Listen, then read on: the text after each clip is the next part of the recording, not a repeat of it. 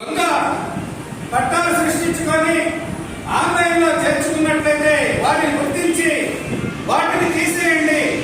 అంతేగాని మీరు వెబ్లాండ్లో పేర్కొన్న వాటిని ఎలాంటి నోటీస్ ఇవ్వకుండా, ఆ రైతులకు ఎలాంటి నోటీస్ ఇవ్వకుండా మీరు ఎలా వెబ్లాండ్ నుంచి తొలగించారని మేము ఏసీఆర్ఐ తరఫున ప్రశ్నిస్తా ఉన్నాం. రైతులకు తెలియకుండా నోటీస్ ఇవ్వకుండా తొలగించడం నేరం. కాబట్టి మేము సమాచార చట్టం కింద కూడా ఆ రోజు ఏ ఆఫీసర్లు అయితే తీసేసారో వారి పేర్లు కూడా సేకరిస్తాం.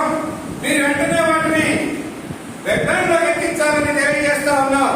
లేకుంటే సివిల్ గా మేము చట్ట ప్రకారమే చర్యలు కూడా తీసుకునే అవకాశం కూడా తీసుకుంటామని, రేపు కార్యక్రమాలు కూడా మేము త్వరలోనే నిర్ణయించుకొని తొందరలోనే 28 మండలాల్లోని ఈ సన్నకారు, చిన్నకారు, పేద రైతులు అందరూ కూడా కలెక్టర్ గారిని కలుస్తామని తెలియజేస్తా ఉన్నా.